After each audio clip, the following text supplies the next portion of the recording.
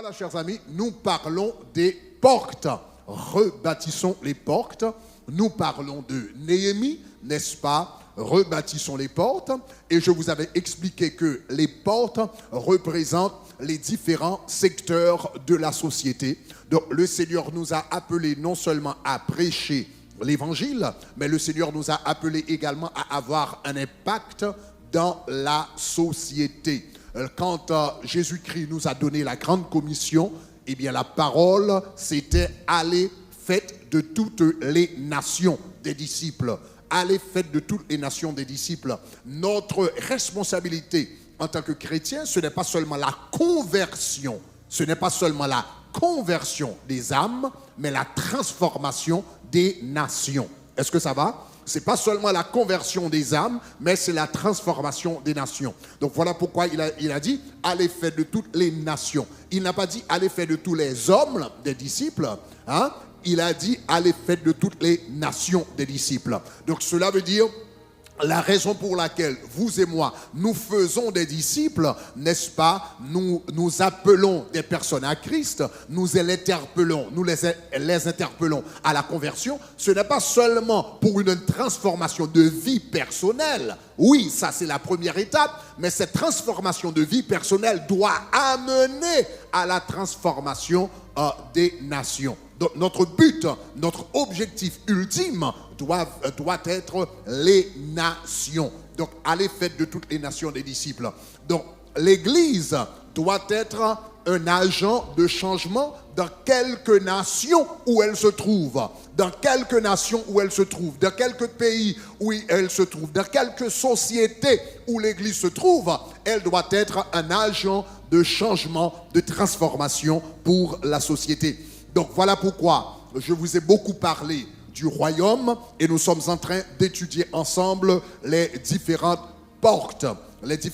Donc je vous avais dit que les différentes portes représentent les différents secteurs de la société. Et si l'on veut impacter une nation, si l'on veut impacter un pays, si on veut impacter une communauté, une société, donc il faut impacter ces portes. Donc, c'est dans ce contexte que nous avons écrit le livre de Néhémie, n'est-ce pas? Néhémie, la Bible dit, avait rebâti la muraille et les portes de Jérusalem.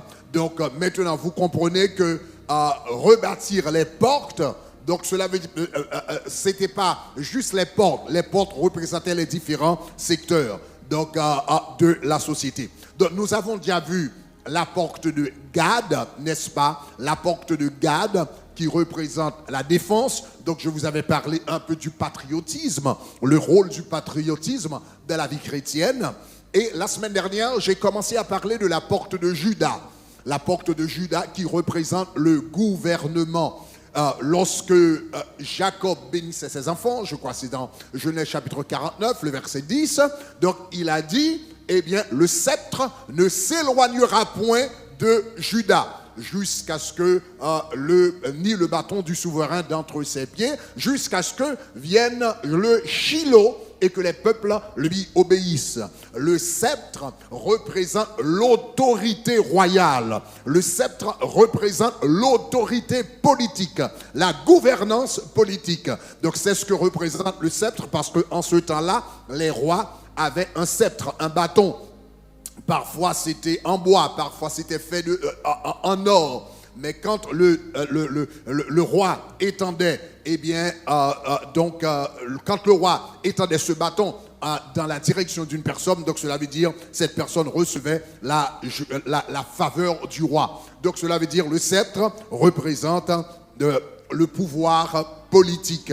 Donc voilà pourquoi donc Jacob avait dit au sujet de Juda, le sceptre ne s'éloignera point de Juda. Donc voilà pourquoi Juda a donné tous les rois d'Israël, n'est-ce pas, étaient sortis de la tribu de Juda.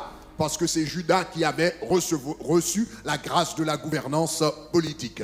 Donc, nous avons commencé à parler de la porte de Juda, cela veut dire la porte du gouvernement, la semaine dernière. Mais ce sujet est tellement important et il y a tellement d'incompréhension par rapport à ce sujet que j'ai trouvé nécessaire donc, que j'ai trouvé nécessaire d'en parler, donc une autre fois ce matin. Donc ce que j'ai commencé la semaine dernière, je voudrais continuer cette semaine pour que nous puissions vraiment comprendre le rôle du gouvernement dans la société. Dans quelques mois, nous allons devoir, pour nous qui sommes citoyens américains, nous allons devoir voter, n'est-ce pas, et un chef d'État pour les 4 ans. Et c'est très important de comprendre la responsabilité d'un gouvernement, qu'est-ce qu'il doit faire et que le Seigneur nous accorde son discernement. Alléluia.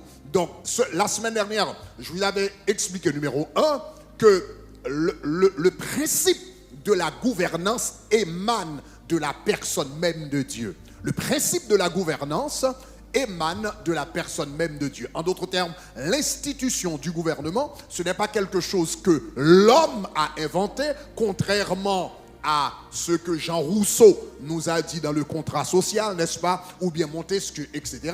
Mais le gouvernement, ce n'est pas une invention humaine. Le gouvernement, le principe de la gouvernance, c'est quelque chose qui est sorti de la nature même de Dieu. Donc, nous trouvons la gouvernance dans la Trinité. Nous trouvons la gouvernance dans la Trinité. Nous croyons un Dieu en 3 personnes, Dieu le Père, Dieu le Fils, Dieu le Saint-Esprit. Et bien qu'elles soient égales, n'est-ce pas, ces 3 personnes sont égales, le Dieu le Père, elles sont toutes omniprésentes, omnipotentes et omniscientes. Elles sont égales en nature, mais elles ne sont pas égales en fonction. Elles ne sont pas égales en fonction. Donc dans la Trinité, il y a premièrement Dieu le Père, deuxièmement Dieu le Fils, troisièmement Dieu le Saint-Esprit. Donc il y a le Père qui prend les initiatives, il y a le Fils qui obéit au Père, et il y a le Saint-Esprit qui obéit au Fils et au Père.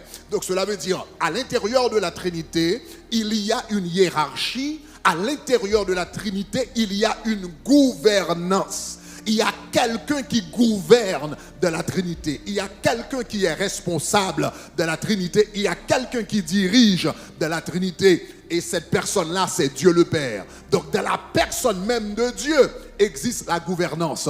Et c'est ce qui a permis que Dieu existe de toute éternité. Ce sont 3 personnes, mais on ne se rend pas compte que ce sont 3 personnes. Donc, ce sont 3 personnes, mais qui agissent comme une personne, qui parlent comme une personne, qui prennent des initiatives comme une personne, parce qu'à l'intérieur de la Trinité, il y a une unité parfaite.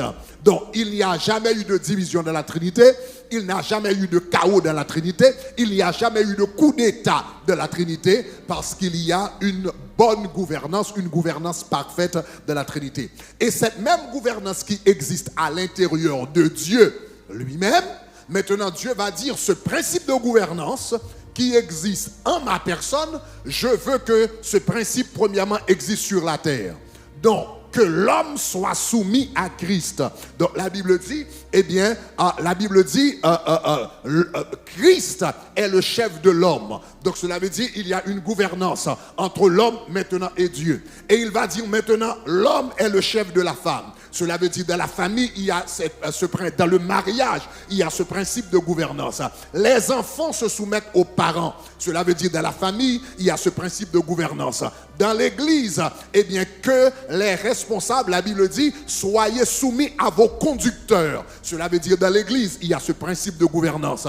Dans votre milieu de travail, la Bible va dire aux employés de se soumettre au patron. Donc ce même principe dans le lieu de travail. Et de même manière, il va dire dans la société, eh bien que chaque personne soit soumise aux autorités comme citoyen. Eh bien cela veut dire dans une nation que ce même principe existe. Donc c'est le principe de gouvernance qui se trouve en Dieu lui-même, qu'il demande que ce principe se manifeste dans les familles, dans les institutions privées, dans l'église, dans la société d'une façon générale, dans une nation d'une façon générale. Donc le gouvernement n'est pas une invention humaine, c'est quelque chose qui vient de Dieu. Conséquemment, là où il n'y a pas de gouvernance, ou bien il n'y a pas de gouvernement, immédiatement, vous allez trouver qu'il y a un chaos total. Ok, donc Dieu le principe de gouvernance existe pour éliminer le chaos. Parce que à chaque fois, au moment où il y a plus d'une personne capable de prendre une décision, au moment où il y a plus d'une volonté qui peut se manifester, s'il n'y a pas une hiérarchie, il n'y a pas une gouvernance, vous allez avoir du chaos. Du moment que, s'il y a une seule personne, il n'y a pas de problème. Mais du moment que vous avez deux personnes capables de prendre des décisions, il faut établir une forme de gouvernance, autrement vous allez avoir le chaos. Donc le principe de gouvernance existe pour l'ordre. Donc on a parlé de cela, on a parlé, donc le principe de gouvernance vient de Dieu, et je vous avais enseigné également la semaine dernière que tout pouvoir politique appartient à Dieu. Tout pouvoir politique, non seulement tout pouvoir appartient à Dieu, il inclut le pouvoir politique. Donc, il n'y a aucun homme sur la terre, aucun chef d'État qui a vraiment un pouvoir politique en lui-même, parce que comment peut-il avoir de pouvoir politique?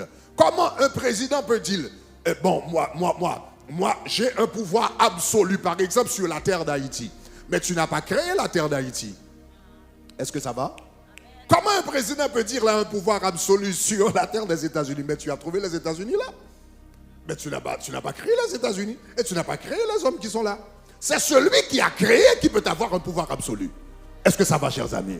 Donc, en réalité, personne n'a un pouvoir absolu. Tout le pouvoir que les hommes, les pouvoirs politiques que quelqu'un puisse avoir, c'est vraiment un pouvoir qui vient de Dieu, parce que c'est seul lui le créateur, donc seul lui a le pouvoir absolu. Est-ce que ça va jusqu'à présent?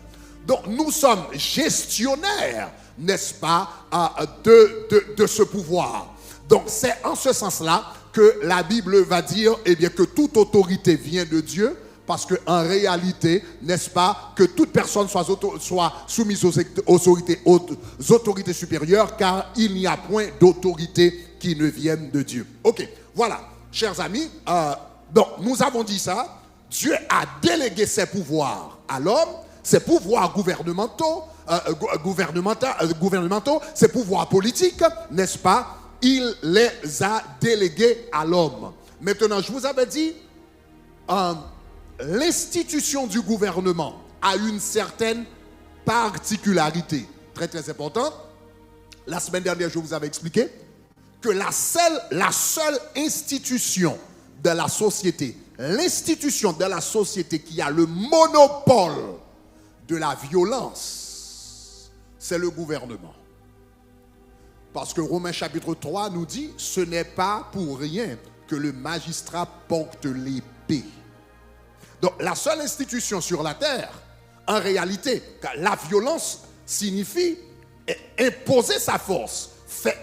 Imposer sa force sur quelqu'un signifie l'usage de la force. La seule institution, en réalité, autorisée à utiliser la force, et parfois même la force mortelle, c'est le gouvernement.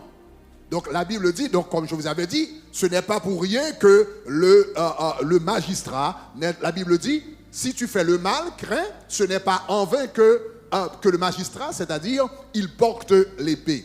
Donc, dans la société, le gouvernement a un pouvoir que aucune autre institution n'a dans la société.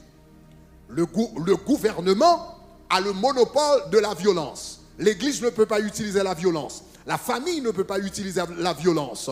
Je ne sais pas, le département de l'éducation ne peut pas le faire. Mais le gouvernement, à travers les forces armées, la police, l'armée, etc., peuvent utiliser la force afin de préserver l'ordre de la société. Donc quelqu'un qui a violé la loi, eh bien des policiers peuvent arriver chez vous et vous dire, eh bien, donc ils peuvent vous arrêter, ils peuvent vous mettre en prison, n'est-ce pas? Bon, la justice peut vous mettre en prison, etc. Et dans certains États, aux États-Unis, il y a même la peine de mort. Donc, puisque le gouvernement a un si grand pouvoir qu'aucune autre institution n'a dans la société, il faut nécessairement limiter les pouvoirs du gouvernement. Est-ce que ça va? Donc voilà pourquoi dans la Bible, Dieu ne donnait pas, dans l'Ancien Testament, il y avait une séparation de pouvoirs. Il y avait 3 grandes figures dans l'Ancien Testament, celle du prophète, celle du sacrificateur et celle du roi. Le roi, le prophète et le sacrificateur. Un roi ne pouvait pas être prophète et sacrificateur en même temps, parce que c'était les 3 grandes figures de la société en ce moment-là, puisque le roi avait une très grande autorité sur le plan politique, il ne pouvait pas également être sacrificateur. Donc je vous avais expliqué, voilà pourquoi quand Osias a voulu offrir de l'encens dans la présence de Dieu, les sacrificateurs lui ont dit non, tu ne peux pas offrir de l'encens, tu es roi, tu n'as pas le droit d'entrer dans le temple et d'offrir des sacrifices. Ça, c'est la responsabilité des prêtres. Et mais lui, puisqu'il était un roi puissant, etc., il s'est arrogé le droit de venir par devant Dieu et Dieu l'a frappé de la lèpre immédiatement. Il a tout perdu, la royauté immédiatement. Est-ce que ça va, chers amis? Parce que Dieu voulait limiter son pouvoir. Donc je vous avais dit, dans toute société, le pouvoir du gouvernement, en tant que chrétiens, nous devons respecter le gouvernement parce que c'est une institution établie par Dieu, mais en même temps, nous devrions nous rendre compte que Dieu a limité le pouvoir du gouvernement. Le gouvernement n'a pas le droit de contrôler toutes les sphères de la société. Le gouvernement n'a pas le droit de contrôler tous les aspects de la société. Le gouvernement ne peut pas contrôler la famille. Le gouvernement ne peut pas contrôler l'église. Le gouvernement ne peut pas contrôler les universités. Parce que maintenant, le gouvernement n'a pas le droit de dire aux chercheurs, voilà, vous allez faire vos recherches, mais voici les conclusions des recherches que je veux. Il faut que l'éducation, eh bien, le département de l'éducation ait son indépendance et que les chercheurs aient leur indépendance et qu'ils poursuivent leurs études et leurs recherches et qu'ils publient selon leur conscience et non ce qui est dicté par le gouvernement. Autrement, ce n'est plus la science. Est-ce que ça va, chers amis? Les familles ont leurs responsabilités. J'ai ma façon à moi, n'est-ce pas, d'élever ma famille. Le gouvernement n'a pas le droit de venir me dire voilà comment vous devriez élever vos enfants. L'homme, la Bible dit l'homme est le chef de la femme, et la Bible dit les enfants obéissent aux parents. Cela veut dire à l'intérieur de l'église, à l'intérieur de la famille, Dieu a établi une gouvernance familiale. Est-ce que vous avez a établi une gouvernance familiale? Du moment qu'il n'y a pas d'injustice à l'intérieur de la maison, de viol, de crime à l'intérieur de la maison, c'est si on est en train de violer la loi, c'est quelque chose d'autre, nous allons en parler. Mais du moment qu'il n'y a pas de crime à l'intérieur de la maison, j'ai la responsabilité de diriger ma maison comme il me semble bon. Et le gouvernement n'a pas le droit de me dire, eh bien voilà comment vous devriez diriger votre maison ou diriger une église, etc. Est-ce que ça va, chers amis? Parce que quand, je vous avais dit, quand le gouvernement contrôle toutes les sphères de la société, vous avez ce qu'on appelle un pouvoir totalitaire. Et un pouvoir totalitaire est dangereux. Parce que quand il y a un pouvoir totalitaire, il n'y a pas de redevabilité. Il n'y a pas de redevabilité. Cela veut dire que vous avez un gouvernement qui a l'épée dans sa main, qui a l'armée, qui a la police, qui a la force, qui a des armes, mais il n'y a personne qui peut lui dire non, mais ça c'est bon, ça c'est pas bon. Le gouvernement contrôle la presse, le gouvernement contrôle l'église, le gouvernement contrôle les professeurs d'université. Donc quand vous avez une institution qui est si forte dans la société, qui a une puissance à nul autre pareil dans la société, s'il n'y a pas de séparation pour créer une forme de redevabilité, vous allez avoir un pouvoir totalitaire comme celui d'Hitler. Vous allez produire des Hitler. Est-ce que ça va, chers amis? Est-ce qu'on est là? Si vous avez vraiment dit gloire. Alléluia. All right. Nous allons continuer maintenant. Je vous ai expliqué ce que le gouvernement ne doit pas faire. N'est-ce pas? Maintenant, nous devrions répondre à la question, bibliquement, qu'est-ce que le gouvernement doit faire? Est-ce que ça va? Quel est le rôle du gouvernement selon la Bible? Et comme je vous dis, je suis en train de vous enseigner tout cela parce que dans quelques semaines, nous allons avoir des débats, n'est-ce pas? vous allez, chaque jour il y a des nouvelles un peu à la radio et à la télé. Je veux que vous ayez une intelligence biblique, spirituelle, parce que sur les réseaux sociaux, vous allez entendre, n'est-ce pas, les points de vue des conservateurs, les points de vue des libéraux, les points de vue des démocrates, les républicains, les noirs, les blancs, mais souvent, le point de vue qui nous manque, c'est celui de Dieu. Qu'est-ce que Dieu, lui, en pense? Est-ce que ça va? Donc, voilà pourquoi je suis en train de vous enseigner ces choses à la lumière de la parole de Dieu. Qu'est-ce que Dieu dit par rapport à la responsabilité du gouvernement? Donc, ok, on commence à ça. Qu'est-ce que Dieu dit par rapport? Quelle est la responsabilité la plus importante du gouvernement? Ça, c'est très important. Donc, par exemple, en Haïti, j'entends souvent, voilà, nous n'avons pas d'emploi, le gouvernement ne nous donne pas à manger, le gouvernement ne donne pas d'emploi. Parfois, on parle, je me rappelle, c'était durant le tremblement de terre, et puis les gens, après le tremblement de terre, les gens se trouvaient sous des tentes, n'est-ce pas? Et les gens, ils avaient mangé sous les tentes. Et n'est-ce pas, après avoir fini de manger, il y avait des déchets un peu partout dans les tentes. Et j'ai entendu des gens dire à la radio, mais le gouvernement n'est pas venu nettoyer les tentes. Donc, la grande question, c'est quelle est la responsabilité du gouvernement dans un pays? Puisque le gouvernement doit être limité et ne peut pas en réalité s'immiscer ou contrôler tous les aspects de la société, mais finalement, quelle est la responsabilité centrale, fondamentale d'un gouvernement? Quelle est la responsabilité centrale, fondamentale d'un gouvernement? La meilleure façon de répondre à cette question, c'est de commencer avec Dieu lui-même. Parce que je vous avais dit que le principe de gouvernance se trouve en Dieu. Donc, allons d'abord dans le ciel pour voir quelle est la responsabilité d'un gouvernement. Quelle est la responsabilité fondamentale du gouvernement divin, le royaume de Dieu. Lisons Psaume 89, le verset 14. Psaume 89, le verset 14. Ok? Lisons ensemble. La Bible dit, la justice et l'équité sont la base de ton trône. La bonté et la fidélité sont devant ta face. La justice et l'équité sont la base de ton trône. Le trône représente le pouvoir politique. La Bible dit, dans le ciel, David parlant de Dieu, dit du Seigneur, la justice et l'équité sont la base de ton trône. En d'autres termes, la base du trône de Dieu, le fondement du trône de Dieu, c'est la justice. Est-ce que ça va, chers amis? Est-ce que ça va, chers amis?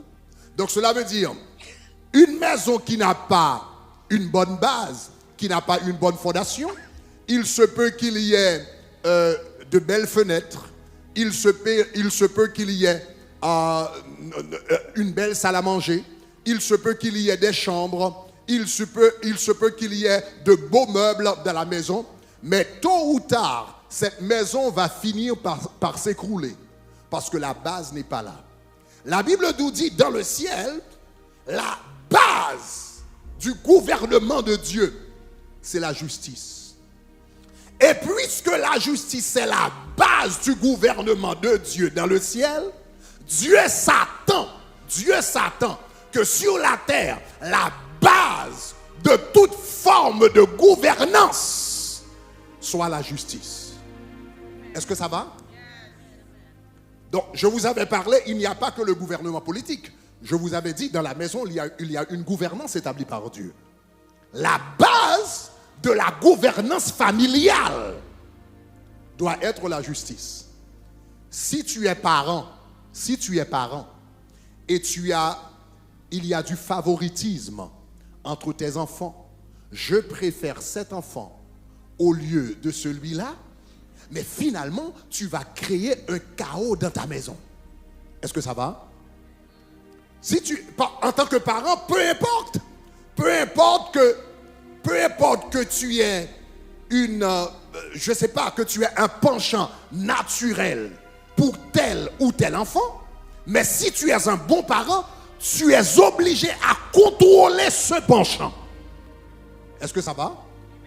Il se peut que naturellement, en tant que parent, tu aies une affection particulière pour un enfant ou un autre, mais en tant que bon parent, si tu veux bien contrôler ta maison, tu es obligé de contrôler ce penchant, cette affection, pour que les autres ne se sentent pas un peu comme citoyens de seconde classe à la maison. Cela veut dire, dans la maison, un bon parent doit établir la justice. Tu ne peux pas avoir un enfant, puisque c'est un enfant préféré. À chaque fois que l'enfant pleure, ou bien porte des plaintes pour les autres, et puis tu frappes les autres. Mais finalement, demain, tu vas créer un problème, un grand déséquilibre familial. Pourquoi? Parce qu'il n'y a pas de justice dans la maison. Est-ce que ça va? Donc, pour qu'une famille fonctionne bien, il faut qu'il y ait de la justice dans la maison. Donc, la gouvernance familiale, n'est-ce pas? La base de la gouvernance familiale, c'est la justice. La base de la gouvernement, la base de la gouvernance ecclésiastique à l'intérieur de l'Église, la base de la gouvernance ecclésiastique doit être également la justice. Donc, en tant que pasteur d'Église, je ne peux pas me payer le luxe de me mettre avec un petit groupe à l'Église.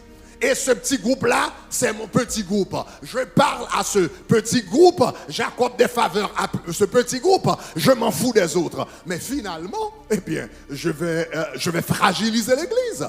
Parce qu'il n'y a pas ma responsabilité. Peu importe qu'une sœur soit membre de l'Église depuis 20 ans, et qu'une autre soit venue hier matin, mais si la sœur qui est membre de l'église depuis 20 ans a fait quelque chose de mal, et l'autre qui est venue hier matin, c'est elle qui a raison, mais je ne peux pas dire qu'elle a raison parce que l'autre est venue hier matin.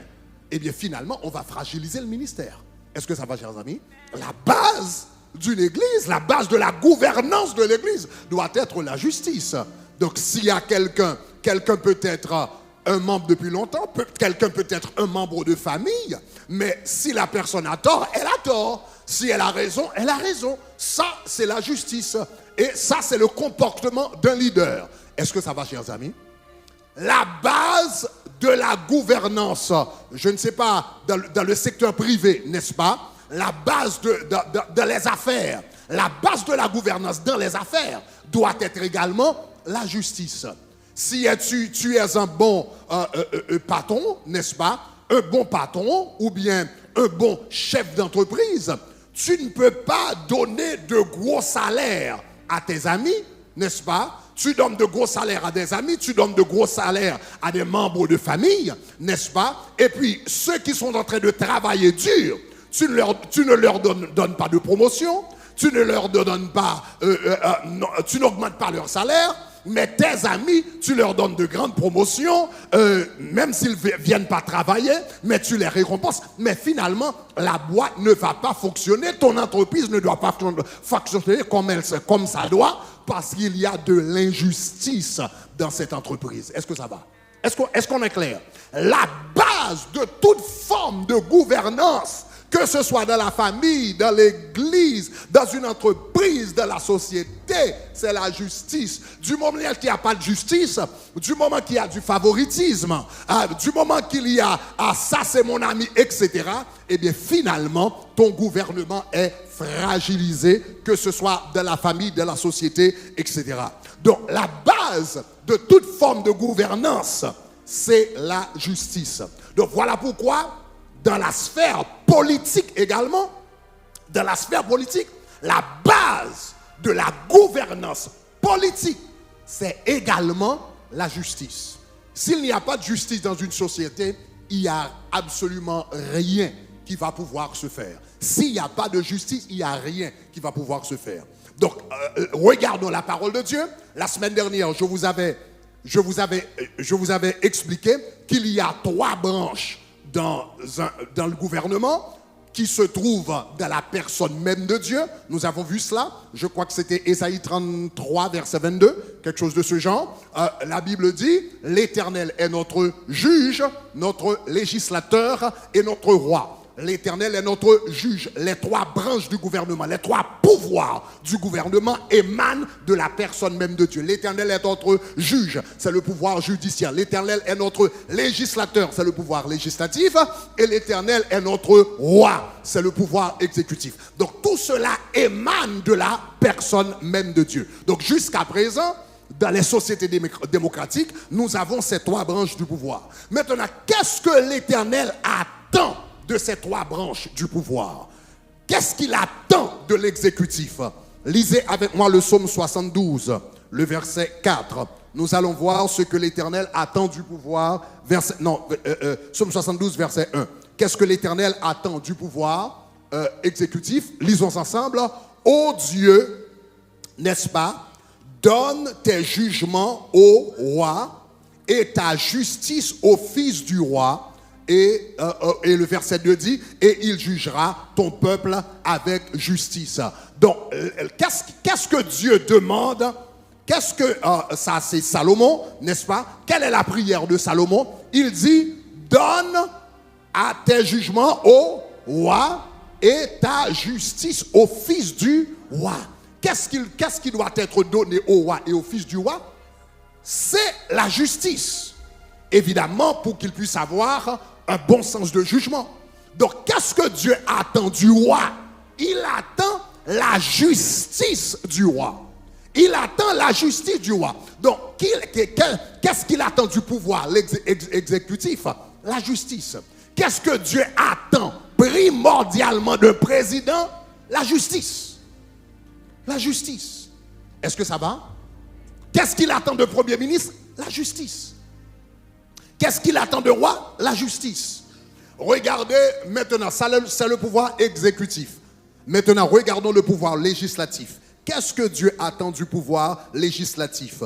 Je vous lis la version Semeur. Ésaïe chapitre 10, verset 1er. C'est la version Semeur. Lisons ensemble. Malheur à ces législateurs qui font des lois quoi? Des lois injustes. À ceux qui rédigent des décrets qui engendrent la misère. Malheur à ces législateurs qui font des lois injustes. Donc, quel type de loi les législateurs doivent faire? Des lois justes. Donc, qu'est-ce que Dieu attend du pouvoir exécutif? La justice. Qu'est-ce qu'il attend du pouvoir législatif? La justice. Donc, les lois doivent être justes. Qu'est-ce que Dieu attend d'un sénateur? La justice. Qu'est-ce que Dieu attend d'un député? La justice. Est-ce que ça va? Maintenant, regardons le pouvoir judiciaire. Le pouvoir judiciaire. Deutéronome chapitre 16, verset 18. N'est-ce pas? Lisons ensemble. Tu établiras des juges et des magistrats dans toutes les villes que l'Éternel ton Dieu te donne, selon les tribus. Et regardons, tu établiras des juges et ils jugeront le peuple avec. Donc, qu'est-ce que Dieu attend du pouvoir législatif? La justice. Qu'est-ce qu'il attend du pouvoir exécutif? La justice. Qu'est-ce qu'il attend du pouvoir judiciaire? La justice. Parce que la justice, c'est la base de toute forme de gouvernance. S'il n'y a pas de justice, il n'y a pas de gouvernance. S'il n'y a pas de justice, il n'y a pas de leadership. S'il n'y a pas de leadership, il n'y a rien du tout. Est-ce que ça va, chers amis? Maintenant, ceci étant dit, puisque j'ai expliqué ce que Dieu attend d'un gouvernement, le rôle essentiel de gouvernement, c'est la justice. Maintenant, la grande question, c'est qu'est-ce que la justice? Ça, c'est la grande question. Qu'est-ce qu'on veut dire également exactement par justice? Ça, c'est très important. Parce que encore souvent, j'entends cette phrase en Haïti, ou bien, disons cela, il y a une méconception par rapport à la justice. et surtout j'entends cela en Haïti, mais un peu partout, aux États-Unis également, il y a une méconception par rapport à la justice. Parfois, nous pensons que la justice signifie accorder les mêmes privilèges à tout le monde. Donc parfois, nous pensons que la justice veut dire que il faut accorder les mêmes privilèges à tout le monde. Tout le monde doit avoir la même chose. Tout le monde doit avoir les mêmes privilèges. Tout le monde doit avoir les mêmes moyens. Et nous dit, pour nous, nous définissons la justice comme ça. Donc souvent, j'ai entendu, par exemple en Haïti, mais également ici aux États-Unis, mais pourquoi lui, il a une voiture et moi, j'en ai pas? C'est injuste. Pourquoi lui, il a un bon travail, mais moi, je n'ai pas un bon travail? C'est injuste. Pourquoi lui, il a une belle maison? Regarde les belles maisons. Ils ont de belles maisons, mais nous n'avons pas de belles maisons. C'est injuste. Donc cela veut dire, parfois, il y a des personnes qui pensent que la justice, c'est que tout le monde ait les mêmes choses. Ça, c'est la justice. Je voudrais vous dire, c'est faux. Ce n'est pas vrai. Réfléchissez-y pour un moment, un instant. Disons que je me lève, je veux aller quelque part dans la vie. Je veux aller quelque part dans la vie. Donc très tôt, je me réveille chaque jour, n'est-ce pas? Je vais au travail, je vais au boulot, je travaille 40 heures de temps par semaine, et parfois je travaille 50, 60 heures de temps. Je bosse parce que je veux aller quelque part dans la vie. Je travaille parce que je veux aller quelque part. Je veux prendre soin de ma famille. Donc je travaille à la fin de la semaine. Donc je passe par, je sais pas, par Publix, je vais au supermarché, etc. Donc j'achète des choses. Donc j'achète de la nourriture pour ma famille. Donc il y a de la nourriture dans mon réfrigérateur.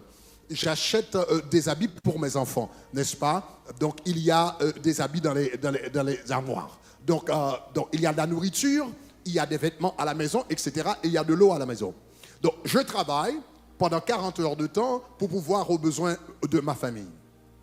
Imaginez un instant, mais en ce moment, moi, pendant que je travaille, il y a mon voisin, lui, il dort. Je me réveille à 6 heures du mat pour travailler, mais lui, il se réveille à 11 heures, il se réveille à midi, n'est-ce pas? Et quand il se réveille, il regarde la télé, il fait la télé au long de la journée, n'est-ce pas? Le soir, il invite ses amis, donc ils boivent, etc. Et il va dormir vers 2 heures du mat, 3 heures du mat, etc. C'est sa vie. Et imaginez qu'à la fin du mois, des policiers, n'est-ce pas? Des policiers viennent dans ma maison, surgissent dans ma maison, eh bien, pour me dire, mais il y a un problème là. Tu as de la nourriture chez toi, mais lui, il n'a pas de nourriture. C'est injuste. C'est injuste. Tu as des amis pour tes enfants, mais lui, il est sans amis. C'est injuste. Donc, je dois prendre de la nourriture que tu as pour lui donner. Mais est-ce que c'est juste? Dis-moi, est-ce que c'est juste? Ce serait injuste. Si on veut que ce voisin qui n'a pas fait les mêmes choses ne peut pas s'attendre aux mêmes résultats. Donc, la justice en réalité, ce n'est pas que tout le monde ait les mêmes choses. Ça, ce n'est pas la justice. Réalisez, comment est-ce que la Bible décrit la justice? Allez avec moi dans Romains chapitre 2. Romains chapitre 2, versets 5 et 6. Il y a également le verset 7, vous pouvez lire le verset 7 chez vous. Mais on lit les versets 5 et 6. On lit. Tu refuses de comprendre et tu ne veux pas changer. C'est pourquoi tu te prépares à une grande colère pour le jour de la colère. Et ce jour-là, et regardez, ce jour-là, Dieu va montrer qu'il juge les gens avec quoi? Avec justice. Et maintenant, Dieu va expliquer ce qu'il dit. Quand il dit « il va juger les gens avec justice », la Bible dit « il récompensera chacun selon ses actes ». La justice, ce n'est pas de donner toutes choses à toute personne, les mêmes choses aux mêmes personnes. La justice est donnée à chacun selon ses œuvres. Est-ce que vous êtes à moi? La justice, ce n'est pas d'accorder les mêmes choses à tout le monde, mais c'est donné à tout le monde selon ses œuvres. C'est de récompenser chaque personne selon ses œuvres. Maintenant, si le voisin au sujet duquel j'ai parlé, si lui, il se réveillait également à 6 heures du mat, n'est-ce pas? Il travaillait, il bossait, il passait ses 40 heures de temps et 60 heures de temps, et qu'on me payait, et que lui, on ne lui payait pas, là, est-ce que vous avez à moi? Si on me payait, on ne le payait pas, là, ça aurait été une injustice, parce qu'il avait travaillé pour quelque chose, et il ne l'avait pas trouvé. Est-ce que vous êtes avec moi, chers amis? Donc, la justice, ce n'est pas accorder les mêmes privilèges à tout le monde. Parce que tout le monde ne mérite pas les mêmes privilèges. Je reprends. La justice, ce n'est pas d'accorder les mêmes privilèges à tout le monde. Parce que tout le monde ne mérite pas les mêmes privilèges. La justice, c'est accorder à chacun selon ses œuvres. Est-ce que vous êtes avec moi, chers amis? Est-ce qu'on est clair en ce moment? Donc c'est très très important. Le rôle fondamental, n'est-ce pas, de l'État, de la société, c'est la justice. Donc en d'autres termes, quand on parle par exemple de la nourriture, dans une société, le rôle du gouvernement, ce n'est pas de donner à manger à tout le monde. Ça, ce n'est pas le rôle du gouvernement. Le rôle du gouvernement, ce n'est pas de donner du pain à tout le monde. Ce n'est pas le rôle du gouvernement. La Bible est claire. La Bible dit, si quelqu'un ne travaille pas, qu'il ne mange pas. Donc la responsabilité d'avoir à manger, c'est ta responsabilité. C'est la responsabilité de chaque individu de pouvoir à ses besoins, de travailler pour pouvoir à ses besoins, et non le rôle du gouvernement. Maintenant, quel est le rôle du gouvernement? Le rôle du gouvernement, c'est d'accorder des opportunités égales à tout le monde. La justice, ce n'est pas de garantir les résultats. Je reprends. La justice, ce n'est pas garantir les résultats, mais c'est garantir les opportunités. Est-ce qu'on est clair? Ce n'est pas de garantir les résultats. Ok, voilà. La justice, tout le monde va recevoir, n'est-ce pas? Tu vas recevoir un chèque. Tout le monde va recevoir un chèque de $2000. $2000. Que vous travaillez ou non, que vous faites des efforts ou non, tout le monde va recevoir $2000. Tout le monde va recevoir $4000. Tout le monde va... Mais ça, c'est pas la justice. La justice, c'est assurer que tout le monde peut avoir $2000. Tout le monde peut avoir $4000. Tout le monde peut avoir $5000. Maintenant, est-ce que je vais avoir $2000? Est-ce que je vais avoir $5000? Est-ce que je vais avoir $4000? Ça dépend de ma responsabilité. Est-ce que je vais utiliser l'intelligence que Dieu m'a donnée, la créativité qu'il m'a donnée, la force qu'il m'a donnée, la diligence, le dévouement pour que je puisse arriver là où je dois arriver? Est-ce que vous êtes avec moi, chers amis? Est-ce que vous êtes avec moi? Donc, la justice, c'est rendre à chacun selon ses œuvres. Mais pour que cette personne puisse œuvrer, il faut lui donner l'opportunité d'œuvrer. Je reprends. La justice, c'est accorder à chacun selon ses œuvres. Mais pour que cette personne puisse œuvrer, il faut qu'elle ait l'opportunité d'œuvrer. Donc, le grand travail du gouvernement, c'est de créer des opportunités. Ce n'est pas de donner de l'argent à tout le monde, ou bien de la nourriture à tout le monde, mais c'est de créer des opportunités. Créer des opportunités pour la jeunesse. Créer des opportunités pour des hommes d'affaires. Créer des opportunités pour des femmes. Créer des opportunités pour les handicapés. Créer des opportunités pour tout le monde. Maintenant, c'est la responsabilité de l'individu de maximiser l'opportunité qui leur a été donnée. Parce que si on veut donner les mêmes résultats à tout le monde, finalement, on va être injuste. On va être injuste envers de ceux qui ont travaillé. Si on veut qu'on ait les mêmes résultats, on va être injuste envers ceux qui ont travaillé. Ceux qui font avancer l'économie, ceux qui font prospérer le pays, ceux qui font du bien, vous allez être injuste. Donc si moi je travaille, lui il ne travaille pas, et on veut qu'on ait les mêmes salaires, donc moi qui travaille, tu vas me pénaliser. Donc tu es injuste envers moi. Donc finalement, un gouvernement qui veut garantir les mêmes résultats pour tout le monde va être injuste envers les citoyens les plus productifs du pays. Ça, c'est une recette pour la pauvreté. Est-ce qu'on est clair? On va pénaliser les citoyens les plus capables. Donc, la justice, c'est rendre à chacun selon ses œuvres. Je vais continuer un peu plus tard, parce que là, un peu plus tard, je vais vous parler de pourquoi la justice est-elle si importante dans la société. Donc, je parlerai de cela à 8h et 11h du matin, et comment le gouvernement exerce-t-il sa justice. Mais je voudrais terminer avec deux choses. Le gouvernement, sa responsabilité centrale, c'est la justice. C'est d'accorder à chacun selon ses œuvres, écoutez ceci, soit bien ou mal.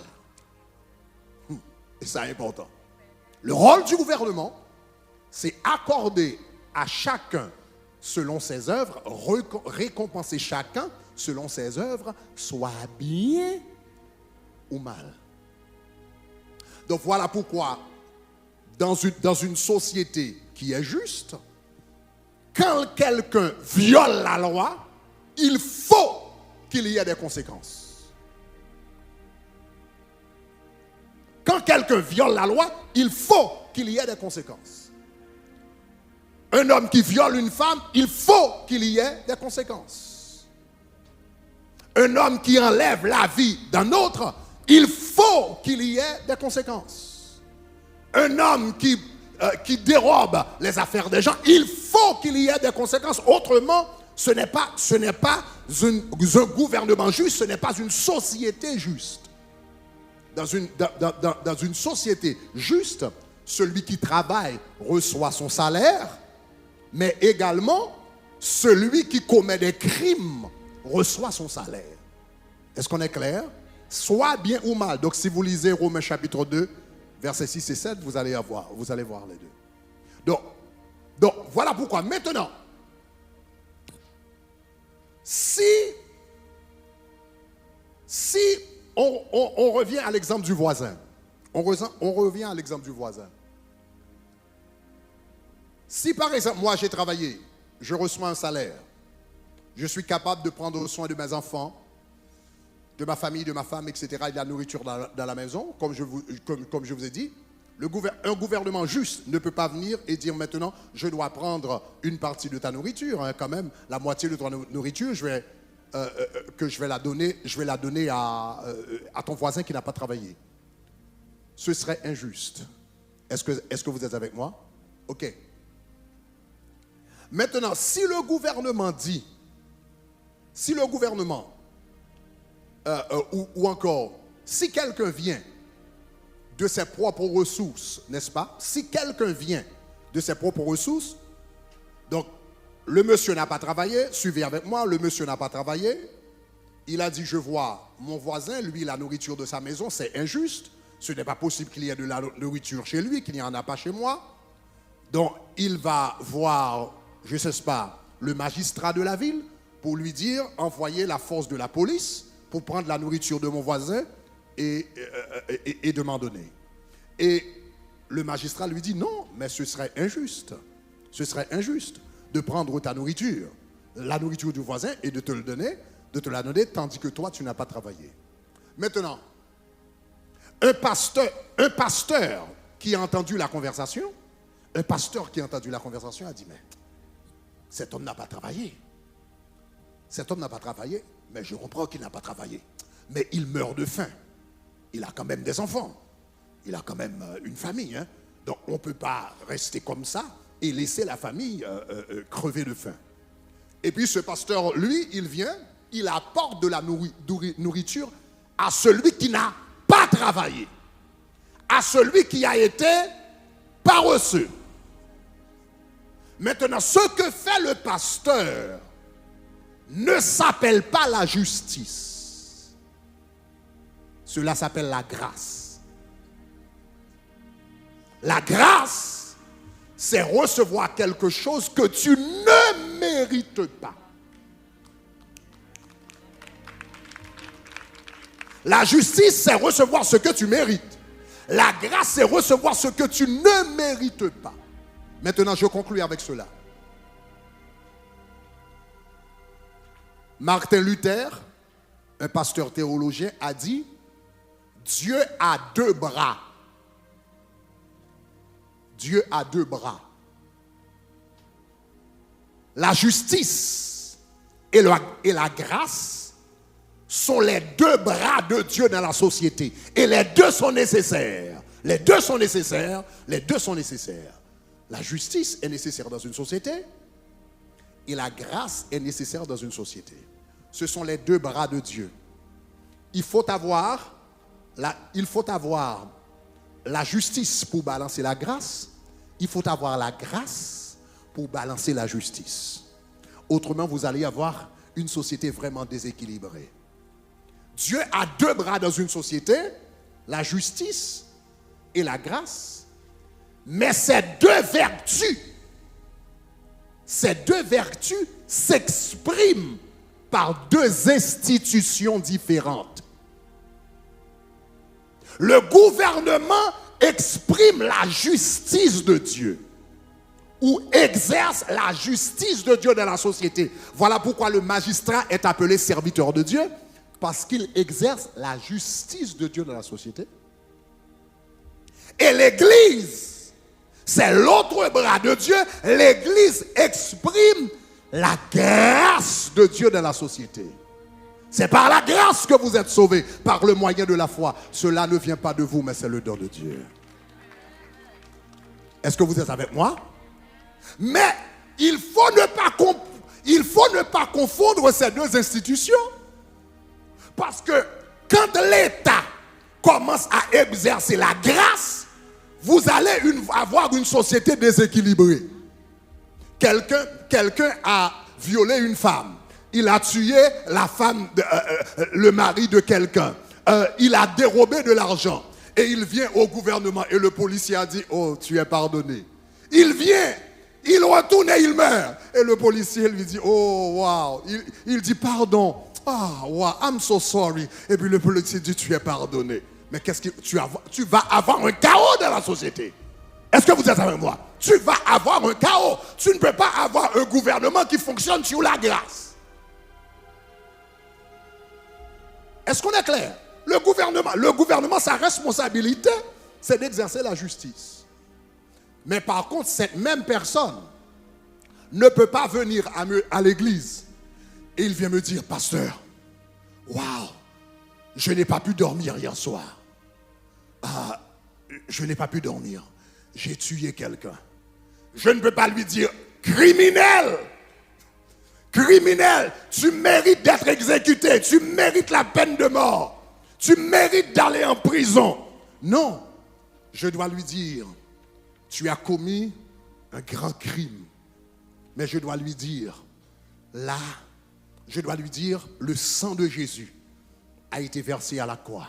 Le criminel a été sauvé. Tu peux être sauvé. Mon fils, fille de Dieu, aujourd'hui reçois la grâce de Dieu. C'est ma responsabilité. Je ne peux pas lui dire. Donc voilà pourquoi nous autres pasteurs, même par devant le gouvernement, nous avons ce qu'on appelle de privilège de confidentialité. Si un fidèle vient me dire quelque chose en tant que pasteur, la justice ne peut pas me forcer à révéler ce que vous m'avez dit. La justice n'a pas ce droit. Donc je peux dire non, je ne dis pas. Et la justice ne peut pas me forcer à dire ce que toi tu m'as dit. Parce que ma responsabilité, c'est d'exercer la grâce. Est-ce que vous êtes avec moi, chers amis? Donc, dans une société, donc Dieu fait les choses en ordre. Mais nous, quand nous commençons à confondre les choses, ça commence à créer des problèmes dans la société.